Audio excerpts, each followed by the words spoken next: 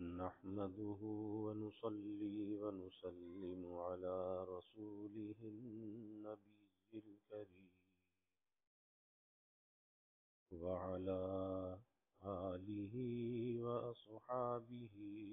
أجمعين. اللهم صل على سيدنا ومولانا محمد وعلى آل سيدنا ومولانا محمد وبارك وسلم صلاة وسلاما كثيرا كثيرا. توفیق الہی اپنے مرشد پاک کی برکت سے حکیم الامت مجدد الملت حضرت تھانوی رحمۃ اللہ علیہ کے مواعظ کا سلسلہ چل رہا ہے. العبرہ بذبح البقرہ کے نام سے حضرت کا یہ واعظ چل رہا ہے، جس میں بات چل رہی تھی کہ جتنا دنیا کے ساتھ تعلق زیادہ ہوتا ہے اتنا ہی موت کے وقت شدت نزع زیادہ ہوتا ہے، موت کی شدت، اور اس کا سبب دنیا کی چیزوں کے ساتھ اس کا تعلق ہے. لیکن فرمایا کہ کاملین کو بھی شدت نزع ہوتا ہے. حضور صلی اللہ علیہ وسلم کو بھی شدت نزع بہت ہوا، تو اس کا سبب جو ہے وہ دنیا کی محبت یا دنیا کی چاہت نہیں، بلکہ ان کے ذمے جو اللہ کی مخلوق کی خدمت ہوتی ہے، ایک منصب ارشاد ہوتا ہے، اس کی وجہ سے مخلوق کے ساتھ ایک تعلق ہوتا ہے. اس تعلق کی وجہ سے وہ شدت نزع ہوتا ہے، وہ دنیا کی وجہ سے نہیں ہوتا. تو اس پر یہ بات چل رہی تھی. پھر آگے فرمایا کہ بظاہر تو یہ لگتا ہے کہ جس پر شدت نزع نہ ہو اس کی حالت زیادہ اچھی ہے،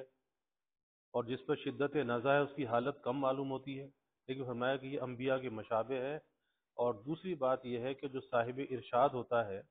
جس کے ذمہ دعوت و تبلیغ ہے، تو فرمایا کہ اس کی جو حالت ہے یہ نبی کے زیادہ قریب ہے، اور جو جتنا زیادہ نبی کے قریب ہوگا اتنا اللہ کا وہ مقرب ہوگا. اور اس کی مثال بیان کی کہ ایک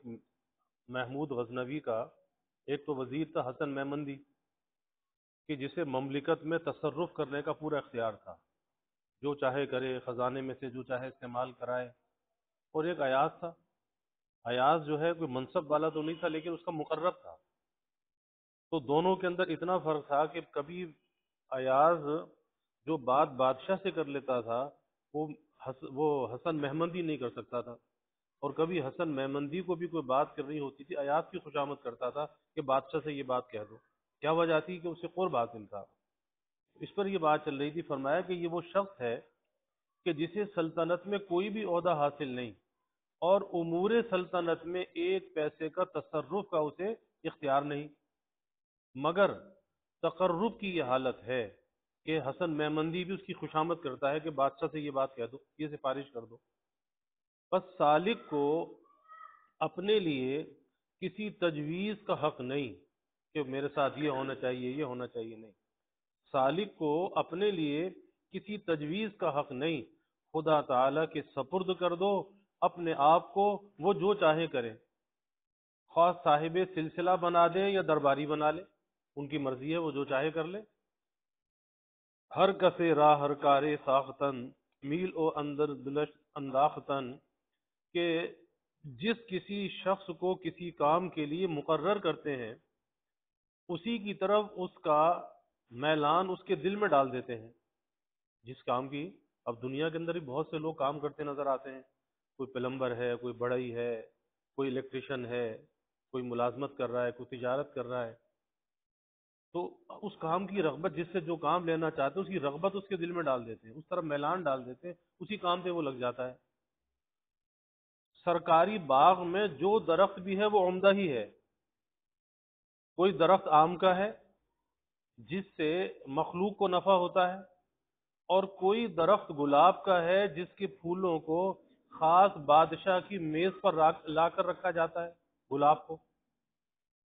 کسی کو اس کے توڑنے کی اجازت نہیں. پھر تم کون ہو جو آم ہی کا درخت بننا چاہو، گلاب نہ بننا چاہو؟ وہ تمہیں گلاب بنانا چاہے تم گلاب بن جاؤ. اسی طرح باغ میں بلبل بھی ہے، باغ میں بلبل بھی ہے، جس کا کام بجز نالاؤ آہو زاری کے کچھ نہیں۔ بلبل کا جو کام ہے نالاؤ آہو زاری، اس کے سوا وہ کچھ بھی نہیں کر رہا بلبل، مگر سب کے سب اسی باغ کے رہنے والے ہیں، ان میں کوئی ناقص نہیں، سب کامل ہیں،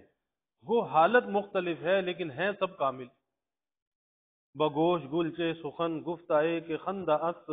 باندلیب چے فرمودہ کے نالا است، کہ پھول کے کان میں کیا کہہ دیا کہ خندہ ہے، اور بلبل سے کیا فرما دیا کہ گریہ وزاری میں ہے۔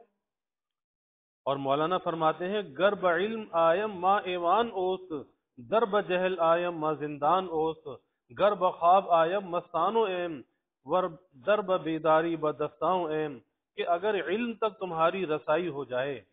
علم تک تمہاری رسائی ہو جائے تو یہ ان کا ایوان ہے، یعنی ان کا دربار ہے، کہ درجہ علم ان کے مصرف سے عطا ہوا، ان کے تصرف سے عطا ہوا، اور اگر جہل میں مبتلا رہے تو یہ ان کا زندان ہے، اس میں انہوں نے قید کر دیا زندان میں۔ یعنی حق تعالی کا تصرف ہے کہ مجلس جہل سے نہیں نکلے، اگر سو رہے تو انہی کے لیے بے ہوش کیے ہوئے ہیں، اور اگر جاگ اٹھے تو بھی انہی کی گفتگو میں ہے۔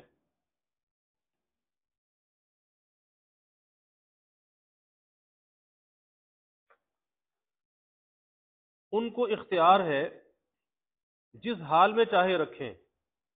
جب وہ اپنا بنا لیں تو ہر حال میں تم انہی کے کہلاؤ گے، وہ آم کا درخت بنا دیں، وہ گلاب بنا دیں، وہ بلبل بنا دیں، انہی کے کہلاؤ گے۔ اور جس کو وہ اپنا بنا لیتے ہیں، جس کو وہ اپنا بنا لیتے ہیں، پھر وہ ناقص نہیں رہتا، وہ کامل ہی ہوتا ہے، وہ کامل ہی ہوتا ہے۔ وہ حالات اور مذاق میں تفاوت ہو، چنانچہ انبیاء علیہ السلام کے مذاق و حالات و کیفیات میں بھی باہم تفاوت ہے، مگر ان میں کوئی ناقص نہیں، سب کامل ہے۔ وہ بعض اکمل ہوں مگر بعض کی اکملیت کسی کے نقص کو مستلزم نہیں، کامل سب ہیں۔ اور یہاں سے میں ایک بات پر تنبیہ کرنا چاہتا ہوں، وہ یہ کہ آج کل ایک سیرت نبویہ صلی اللہ علیہ وسلم شائع ہوئی ہے، جس کو تعلیم یافتہ طبقے میں بہت مقبولیت حاصل ہے، لوگ شوق سے اس کو خریدتے ہیں، کیونکہ کاغذ چکنا اور لکھائی عمدہ ہے، اور ظاہری ٹیپ ٹاپ بہت ہے، لوگ سمجھتے ہیں کہ اس کا باطن بھی ایسا ہی ہوگا جیسا اس کا ظاہر خوبصورت ہے، مگر حقیقت یہ ہے کہ اس کو دیکھ کر کوئی یہ نہیں سمجھ سکتا کہ یہ کسی نبی کی سیرت ہے، کیونکہ کمالات نبوت صلی اللہ علیہ وسلم سے اس میں بحث ہی نہیں، بس یہ معلوم ہوتا ہے کہ کسی مدبر بادشاہ کی سوانح عمری ہے۔ زیادہ تر حضور صلی اللہ علیہ وسلم کی تدبیر و انتظام ہی کا پہلو دکھلایا گیا، اور اگر کسی جگہ اتفاق سے آپ کے کمالات نبوت کا ذکر بھی ہے تو غضب یہ کیا کہ دوسرے انبیاء میں نقص نکالا گیا۔ چنانچہ شروع ہی میں حضور صلی اللہ علیہ وسلم کی جامعیت کو اس طرح بیان کیا کہ حضور صلی اللہ علیہ وسلم تمام کمالات کے جامع تھے، اور دیگر انبیاء علیہ السلام تمام کمالات کے جامع نہ تھے،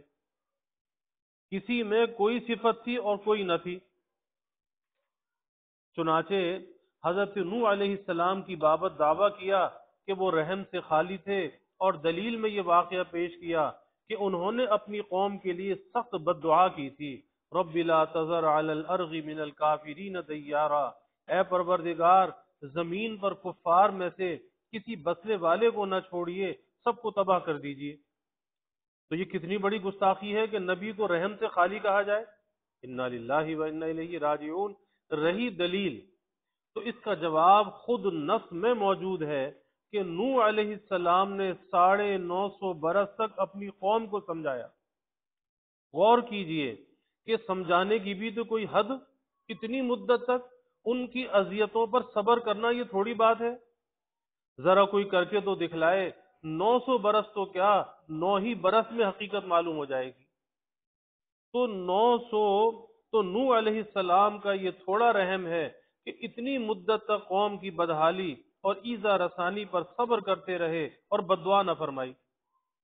اس مدت کے بعد اگر وہ از خود بھی بد دعا فرماتے تو اس کو بے رحمی نہیں کہہ سکتے تھے، چہ جائے کہ انہوں نے خود بد دعا نہیں فرمائی، بلکہ جب ان کو وحی سے معلوم ہو گیا کہ اب ان میں کوئی ایمان نہ لائے گا اور ان کی تقدیر میں کفر ہی پر خاتمہ لکھا ہے، اس وقت دعا فرمائی۔ تو بتلائیے، جب ایک قوم کی اصلاح سے مایوسی ہو جائے تو اس وقت ان کا باقی رہنا بہتر ہے یا ہلاک ہو جانا؟ ظاہر ہے کہ ایسی قوم کی بقا میں کچھ فائدہ نہیں بلکہ اندیشہ فساد کا ہے کہ دوسروں کو بھی غارت کریں گے۔ اس وقت ان پر بد دعا کرنا بے رحمی نہیں ہے بلکہ مسلمانوں کے حق میں رحم ہے۔ چنانچہ نوح علیہ السلام نے اپنی بد دعا میں اس بات کو ظاہر فرمایا، اِنَّكَ إِن تَذَرْهُمْ يُضِلُّوا عِبَادَكَ وَلَا يَلِدُوا إِلَّا فَاجِرًا كَفَّارًا۔ خداوندہ، اگر آپ ان کو زندہ چھوڑیں گے تو یہ آپ کے دوسرے بندوں کو بھی گمراہ کر دیں گے اور کافر فاجر کے سوا کسی کو نہ جنیں گے، ان کی نسلوں میں بھی کافر ہی پیدا ہوں گے۔ اور یہ بات نوح علیہ السلام نے اپنے قیاس سے نہیں فرمائی بلکہ وحی سے ان کو معلوم ہو چکا تھا کہ اب ان میں یا ان کی اولاد میں کوئی بھی ایماندار نہ ہوگا۔ وَأُوحِيَ إِلَى نُوحٍ أَنَّهُ لَن يُؤْمِنَ مِنْ قَوْمِكَ إِلَّا مَنْ قَدْ آمَنَ فَلَا تَبْتَئِسْ بِمَا كَانُوا يَفْعَلُونَ۔ اور نوح علیہ السلام کے پاس وحی بھیجی گئی، سو ان کے سوا ان کے جو ایمان لا چکے اور کوئی تمہاری قوم میں سے ایمان نہ لائے گا، سو جو کچھ یہ لوگ کر رہے ہیں غم نہ کرو۔ تو بتلائیے، اس حالت میں اگر نوح علیہ السلام بد دعا نہ فرماتے تو اس کا انجام کیا ہوتا؟ ظاہر ہے کہ اس وقت تمام دنیا کافروں سے بھری ہوئی تھی، مسلمان بہت ہی کم معدود چند تھے اور کفار کے متعلق معلوم ہو چکا تھا نہ یہ خود ایمان لائیں گے نہ ان کی اولاد میں کوئی مومن ہوگا، اور مسلمانوں کی اولاد کے متعلق یہ یقین نہ تھا کہ سب ایماندار ہی ہوں گے، بلکہ ان میں بھی ایماندار اور کافر دونوں قسم کے لوگ ہونے والے تھے، بلکہ مسلمانوں کی اولاد میں بھی غلبہ کفار ہی کو ہونے والا تھا۔ اب اگر اس زمانے کے کافر غرق نہ کیے جاتے اور ان کی اولاد بھی اس وقت موجود ہوتی تو مسلمانوں کا دنیا میں زندہ رہنا دشوار ہو جاتا۔ احادیث سے معلوم ہوتا ہے کہ اس وقت جتنے لوگ موجود ہیں، یعنی اب دنیا کے اندر جتنے لوگ موجود ہیں، وہ نوح علیہ السلام کے صرف 3 بیٹوں کی اولاد ہیں۔ جب 3 آدمیوں کی اولاد میں کفار کا اس قدر غلبہ ہے کہ آج بھی دنیا میں کافر زیادہ ہے، مسلمان کم ہے، تو 3 آدمیوں کی اولاد میں کفار کا اس قدر غلبہ ہے جو مشاہدہ ہو رہا ہے، تو دنیا بھر کے آدمیوں کی اولاد میں کفار کا کیا کچھ غلبہ نہ ہوتا؟ خصوصاً جب کہ ان کفار کی اولاد میں مسلمان کوئی نہ ہوتا، سب کافر ہی ہوتے۔ اس مقدمے کے ملانے کے بعد تو یہ معلوم ہوتا ہے کہ واقعی نوح علیہ السلام نے مسلمانوں کے حال پر بہت ہی رحم فرمایا جو اپنے زمانے کے کافروں پر بد دعا کی، ورنہ آج کفار کا وہ غلبہ ہوتا کہ مسلمانوں کو حقیقت نظر آ جاتی اور ان کا جینا محال ہو جاتا۔ غرض اس سیرت کے مصنف نے صرف ایک پہلو کو دیکھا کہ نوح علیہ السلام نے اپنی قوم کے واسطے ایسی سخت بد دعا کی کہ جو بے رحمی معلوم ہوتی ہے، مگر اس نے دوسرے پہلو کو نہ دیکھا کہ ان کی یہ بد دعا مسلمانوں کے حق میں خود جن میں یہ مصنف بھی داخل ہے سراسر رحم تھی، ورنہ میاں کو آج دنیا میں رہنا اور کفار سے جان بچانا دوبر ہو جاتا۔ یہ اعتراض تو نوح علیہ السلام پر تھا۔ اس کے بعد لکھا کہ عیسیٰ علیہ السلام میں تمدن اور سیاست کا مادہ نہ تھا، نہ معلوم اس کے پاس کون سی وحی آ گئی تھی، یا اس نے حضرت عیسیٰ علیہ السلام کا چہرہ دیکھ کر قیافے سے پہچان لیا تھا کہ ان میں یہ مادہ ہے اور وہ مادہ نہیں۔ اس اعتراض کا منشا صرف یہ ہے کہ عیسیٰ علیہ السلام نے اپنی زندگی میں سلطنت کا انتظام اپنے ہاتھ میں نہیں لیا تھا، اس سے ان حضرت نے یہ استنباط کر لیا کہ ان میں یہ مادہ ہی نہ تھا، حالانکہ عدم ظہور شے ظہور عدم کو مستلزم نہیں۔ ایک چیز اگر ظاہر نہ ہو اس کا یہ مطلب نہیں کہ وہ خوبی اس کے اندر موجود نہیں ہے۔ بھلا اگر کسی شخص کو زندگی بھر روپیہ تقسیم کرنے کا موقع نہ ملے تو کیا یہ کہا جا سکتا ہے کہ اس میں سخاوت کا مادہ نہیں؟ ذرا اس کے ہاتھ میں روپیہ دے کر دیکھو، اگر پھر بھی وہ سخاوت نہ کرے اس وقت تم کو اس بات کا حق ہے، ورنہ دعویٰ بلا دلیل ہے۔ اسی طرح حضرت عیسیٰ علیہ السلام کو اگر سلطنت کا موقع ہی نہ ملا تو اس سے ان کا تمدن و سیاست سے خالی ہونا کیسے لازم آ گیا؟ اور تم نے کیوں کر سمجھ لیا کہ ان میں انتظامی قابلیت نہیں؟ یہ بات تو جب چل سکتی تھی کہ ان کو سلطنت کا موقع ملتا اور پھر انتظام نہ کر سکتے۔ بس اس شخص کا اعتراض تو لغو ہو گیا۔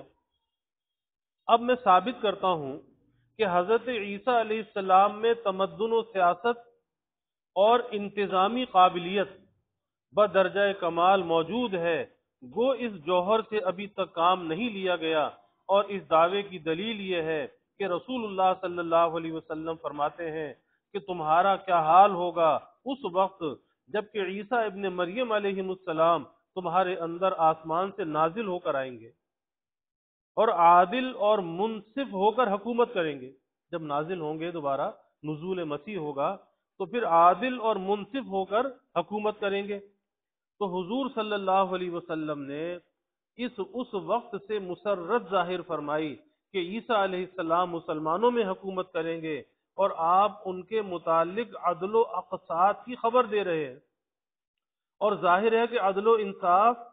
بدون قابلیت انتظام کے نہیں ہو سکتا۔ عدل وہی کر سکتا ہے جس میں سیاست کا مادہ بدرجہ کمال موجود ہو۔ نیز احادیث میں یہ بھی مذکور ہے کہ اس وقت، یعنی جب حضرت عیسیٰ علیہ السلام نازل ہوں گے، اس وقت بہت امن و امان اور خیر و برکت ہوگی، جس سے یہ بات ثابت ہوتی ہے کہ عیسیٰ علیہ السلام نہایت عمدگی اور خوبی کے ساتھ سلطنت کا انتظام کریں گے۔ اگر ان میں فی نفسی ہی یہ مادہ موجود نہیں تو اس وقت کیوں کر سلطنت کا انتظام کر لیں گے؟ بس معلوم ہوا کہ اس شخص نے حضرت نوح علیہ السلام اور حضرت عیسیٰ علیہ السلام کی جامعیت پر جو اعتراض کیا وہ نہایت لغو ہے۔ حضور صلی اللہ علیہ وسلم کے کمالات ثابت کرنے کا یہ کون سا طریقہ ہے کہ آپ کے بھائیوں میں نقص نکالا جائے؟ کیا حضور صلی اللہ علیہ وسلم اس سے خوش ہو سکتے ہیں؟ یاد رکھو، انبیاء علیہ السلام سب کامل ہیں، ان میں کوئی ناقص نہیں۔ یہ اور بات ہے کہ ہمارے حضور صلی اللہ علیہ وسلم اکمل ہیں۔ اور تفاضل بین الانبیاء، یعنی انبیاء علیہ السلام کے درمیان فضیلت،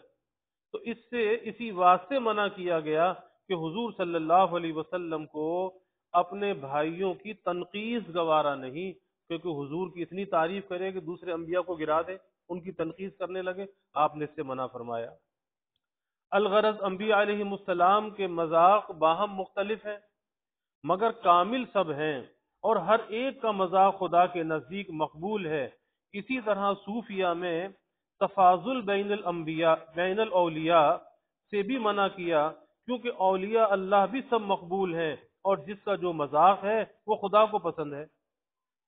ان میں بھی باہم تفضیل کا کسی کو حق نہیں، کمالات سے خالی کوئی ولی نہیں۔ یہ اور بات ہے کہ کسی کمال سے حق تعالی نے کام لے لیا اور کسی کمال کو مخفی رکھا، اس کو ظاہر نہ ہونے دیا اور اس سے کام نہیں لیا۔ کسی کو صاحب ارشاد بنایا، اس سے ہدایت خلق کا کام لیا۔ کسی کو صاحب ارشاد نہیں بنایا، اسے گمنام رکھا۔ مگر قابلیت ارشاد سے وہ بھی خالی نہیں، جس کو مخفی رکھا، چھپا کر رکھا، قابلیت ارشاد سے وہ بھی خالی نہیں۔ حضور صلی اللہ علیہ وسلم حضرات شیخین کے لیے تو سلطنت تجویز کرتے ہیں، اور اپنی زندگی میں بعض لوگوں سے یہ فرماتے ہیں کہ اگر میں نہ ملوں تو اس معاملے کو ابو بکر کے پاس لانا، وہ فیصلہ کر دیں گے۔ اور حضرت ابو ذر غفاری رضی اللہ عنہ کے بارے میں فرماتے ہیں، اے ابو ذر، میں تم کو کمزور دیکھتا ہوں، اور تمہارے لیے اور تمہارے نفس کے لیے وہی پسند کرتا ہوں جو اپنے نفس کے لیے پسند کرتا ہوں، نہ دو شخصوں کے درمیان فیصلہ کرنا اور نہ مال یتیم کا ولی بننا۔ ان کو منع فرما دیا۔ تو ان کو دو آدمیوں کے درمیان بھی فیصلہ کرنے سے منع فرماتے ہیں حضرت ابو ذر رضی اللہ عنہ کو، اور مال یتیم کی حفاظت سے روکتے ہیں، اور حضرات شیخین کے تمام دنیا کے قضایا کا فیصلہ سپرد فرماتے ہیں۔ تو کیا حضرت ابو ذر ناقص تھے؟ کیا ان میں قوت فیصلہ نہ تھی؟ یا وہ مال یتیم کی حفاظت نہ کر سکتے تھے؟ کوئی عاقل یہ نہیں کہہ سکتا، کیونکہ جس شخص نے حضور نبی کریم صلی اللہ علیہ وسلم کو آنکھوں سے دیکھ لیا ہو اور آپ کی صحبت میں رہا ہو، وہ ناقص ہرگز نہیں رہ سکتا، وہ ناقص ہرگز نہیں رہ سکتا۔ خصوص جس شخص سے آپ کو محبت ہو وہ ناقص رہے، ایسا نہیں ہو سکتا۔ مگر پھر بھی آپ حضرات شیخین سے جو کام لیتے ہیں، حضرت ابو ذر سے وہ کام نہیں لیتے۔ شاید کوئی یہ کہے کہ حضور صلی اللہ علیہ وسلم نے تو صاف فرما دیا ہے، انی اوری کا ضعیفہ، کہ میں تم کو ضعیف پاتا ہوں، اس لیے آپ صلی اللہ علیہ وسلم نے ان کو قضا اور تولیت مال یتیم سے منع فرمایا، جس سے صاف معلوم ہوتا ہے کہ حضرت ابو ذر رضی اللہ عنہ میں نقص تھا، اور ان میں قضا یا تولیت مال یتیم کا مادہ ہی نہ تھا۔ میں کہتا ہوں کہ ذوف سے نقص لازم نہیں آتا، ذوف سے نقص لازم نہیں آتا۔ دیکھو بچہ ضعیف تو ہوتا ہی ہے، بچہ ضعیف تو ہوتا ہے کہ بالغ کی برابر اس کے اعضاء میں قوت نہیں ہوتی، لیکن اگر وہ تامل اعضاء ہے تو اسے ناقص نہیں کہا جا سکتا۔ اس کے اعضاء اگر پورے ہیں پھر اسے کون ناقص کہہ سکتا ہے؟ ناقص وہ ہے جس کے آنکھ نہ ہو یا ہاتھ کٹا ہو یا پیر سے لنگڑا ہو، لیکن جو بچہ تندرست ہو اور اس کے سب اعضاء سالم ہو، ان سے ناقص نہیں کہہ سکتے، بلکہ اپنی ذات کے لحاظ سے وہ کامل ہی کہلائے گا، وہ ضعیف ضرور ہے۔ تو حضور صلی اللہ علیہ وسلم کے ضعیف فرمانے سے حضرت ابو ذر رضی اللہ عنہ کا ناقص ہونا لازم نہیں آتا۔ اگر وہ ناقص ہوتے تو آپ ان کو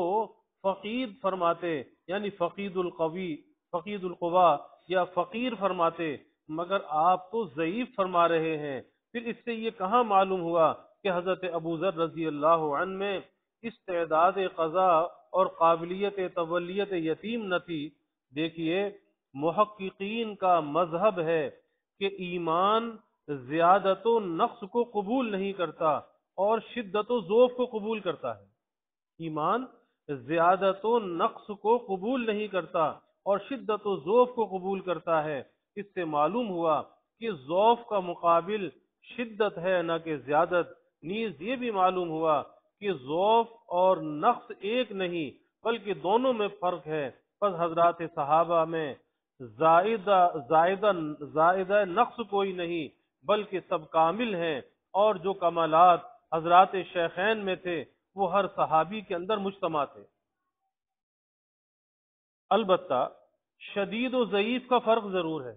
شدید و ضعیف کا فرق ضرور ہے۔ اگر حضرت ابو ذر رضی اللہ عنہ میں ان امور کی قابلیت ہی نہ ہوتی تو حضور اکرم صلی اللہ علیہ وسلم ان سے منع فرمانے کی ضرورت نہیں تھی، کیونکہ حضرت ابو ذر رضی اللہ عنہ نہ رسم پرست تھے نہ جاہل تھے۔ اگر ان میں ان کاموں کی قابلیت نہ ہوتی تو وہ خود ہی یہ کام نہ کرتے،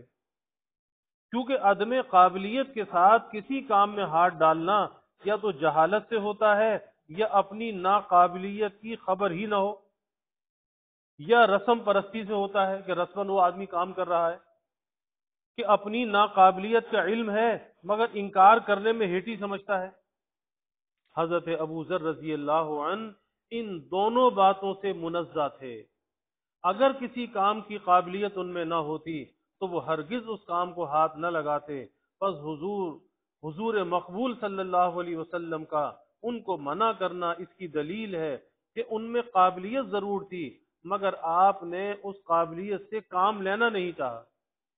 بلکہ انی اوری کا ضعیفہ، کہ میں تم کو ضعیف پاتا ہوں فرما کر اس قوت کو ممنوع الاستعمال کر دیا۔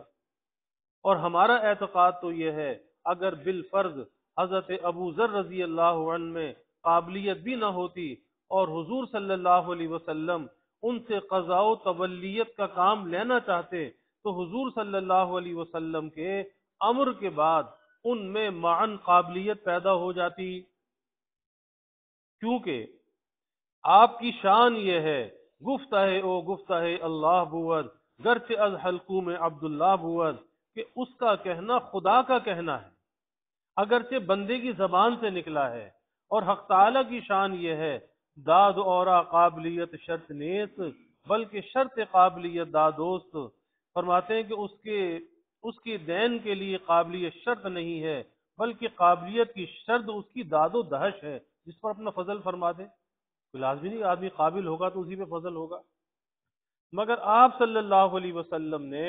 ان سے یہ کام لینا ہی نہ چاہا۔ اسی کو میں کہنا چاہ رہا تھا کہ سالکین کو اپنے لیے کچھ تجویز نہ کرنا چاہیے، حق تعالی جو چاہیں گے تمہارے لیے خود تجویز فرمائیں گے۔ بعض سالکین اپنے لیے مشیخت تجویز کرتے ہیں،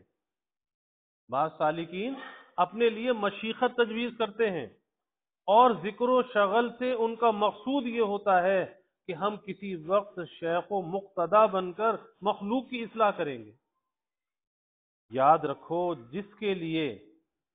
ابھی تک شیخ نے مشیخت تجویز نہیں کی اس کے لیے اس کا خیال کرنا بھی گناہ ہے،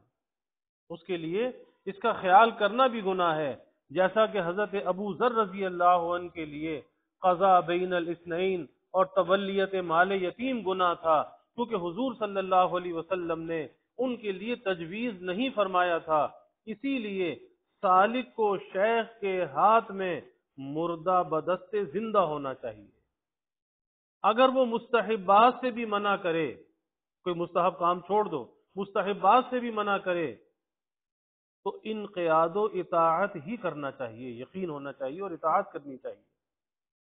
بعض لوگ اعتراض کیا کرتے ہیں کہ مشائخ پر کہ یہ مستحبات سے روکتے ہیں، مگر وہ کریں تعویل حضرت ابو ذر رضی اللہ عنہ کے قصے میں کہ حضور صلی اللہ علیہ وسلم نے ان کو قضاء و تولیت مال یتیم سے منع فرمایا، حالانکہ قضاء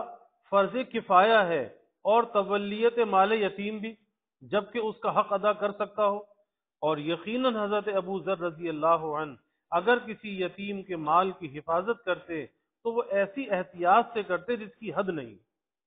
مگر حضور صلی اللہ علیہ وسلم نے ان کو منع فرما دیا۔ پھر مشائخ پر کیوں اعتراض کیا جاتا ہے؟ اگر وہ کسی کو روک دیں کہ تم اصلاح خلق اور نفع رسانی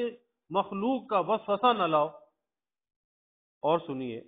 جنگ احد میں حضور صلی اللہ علیہ وسلم نے ایک جماعت کو تو حکم دیا جہاد کا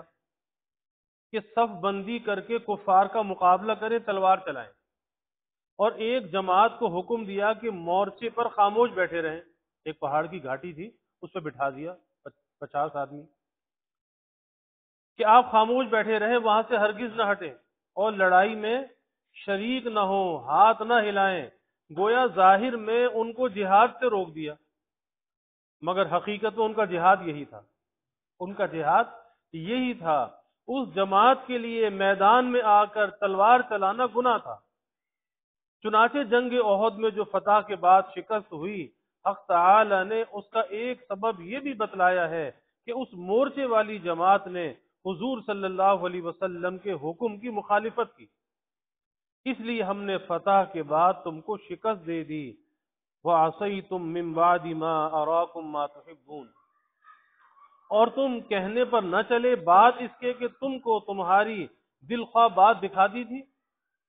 ان لوگوں نے یہ سمجھا کہ ہم جہاد میں شریک نہیں ہوئے، وہ جو گھاٹی پر بیٹھے تھے انہوں نے سمجھا کہ ہم جہاد میں شریک نہیں ہوئے، ہمیں بھی کچھ کرنا چاہیے، اس لیے بعض مورچے سے ہٹ کر میدان میں آ گئے اور مال غنیمت پر قبضہ کرنے لگے، مگر ان کے لیے گناہ شمار ہوا۔ وہ دوسروں کے حق میں بڑا کام تھا، مورچے والوں کے لیے یہی جہاد تھا کہ حضور مقبول صلی اللہ علیہ وسلم نے جہاں بٹھا دیا تھا وہاں چپ چاپ بیٹھے رہتے، وہ اس خاموشی ہی میں جہاد والوں کے برابر تھے۔ یہاں سے یہ مسئلہ بھی معلوم ہو گیا کہ ترقی کا مدار اعمال ظاہرہ کی زیادتی پر نہیں، ترقی کا مدار اعمال ظاہرہ کی زیادتی پر نہیں، بلکہ بعض لوگ ایسے بھی ہیں جو اعمال ظاہرہ کم کرتے ہیں مگر ان کی ترقی ہوتی جاتی ہے کیونکہ ان کے اعمال باطنہ زیادہ ہوتے ہیں۔ جیسے یہ مورچے والے بظاہر کچھ نہیں کر رہے تھے مگر ثواب میں جہاد کرنے والوں کے برابر تھے، اسی طرح صوفیہ میں ایک جماعت قلندر کہلاتی ہے جو ظاہر میں فرائض و واجبات کے سوا کچھ زیادہ نہیں کام کرتے مگر برابر ان کی ترقی ہوتی رہتی ہے کیونکہ اعمال باطنہ ان کے زیادہ ہوتے ہیں، وہ ہر وقت تفکر اور تدبر میں رہتے ہیں، قلب کو خدا کی یاد سے مشغول رکھتے ہیں، اس لیے برابر ترقی میں رہتے ہیں۔ اسی طرح بعض لوگ صاحب ارشاد نہیں ہوتے، ان کا مذاق یہ ہوتا ہے، احمد تو عاشقی بمشیقت پرا چہکار، احمد تو عاشقی بمشیقت پرا چہکار، دیوانہ باش سلسلہ شد شد نشد نشد، کہ احمد تو عاشق بن، تو عاشق ہے، مشیقت سے تجھ کو کیا کام، محبوب کا دیوانہ ہو، سلسلہ ہو نہ ہو۔ ظاہر میں لوگ یہ سمجھتے ہیں کہ ان سے فیض تو ہوا ہی نہیں، ان سے فیض تو ہوا ہی نہیں، یہ کیسے بزرگ ہیں، مگر باطن میں وہ حق تعالی کے ایسے مقرب ہوتے ہیں کہ بعض دفعہ صاحب ارشاد بھی ایسے مقرب نہیں ہوتے، اس لیے سالک کا مذاق عاشقانہ ہونا چاہیے، اپنے لیے کچھ تجویز نہ کرے، کیسی مشیقت کیسا سلسلہ۔ حضرت مولانا گنگوئی رحمۃ اللہ علیہ فرماتے تھے کہ ایک مرید کسی شیخ کی خدمت میں برسوں ذکر و شغل کرتا رہا مگر نفع نہ ہوتا تھا، راستہ کھلتا ہی نہ تھا، تو شیخ سے شکایت کرتا، وہ ذکر و شغل میں کچھ ترمیم یا اضافہ کر دیتے، جب کسی طرح اس کو نفع نہ ہوا اور شیخ بھی تدبیر کرتے کرتے تھک گئے تو ایک دن انہوں نے مرید سے پوچھا کہ میاں یہ تو بتلاؤ کہ ذکر و شغل سے تمہاری نیت کیا ہے، کیونکہ انسان کی نیت کا جو اثر ہے اس کے اعمال پہ پڑتا ہے، اسی لیے نیت بنیاد بھی ہے، نیت روح بھی ہے، تو تمہاری نیت کیا ہے؟ کہنے لگا کہ میری نیت تو یہ ہے کہ میں اپنی اصلاح کے بعد دوسروں کو نفع پہنچاؤں گا۔ شیخ نے فرمایا کہ یہی چور گھسا ہوا ہے، یہی اندر چور گھسا ہوا ہے جس نے سارے ذکر کو برباد کر رکھا ہے، اس خیال سے توبہ کر، تو شرک میں مبتلا ہے۔ اللہ تعالیٰ فہم دین عطا فرمائے۔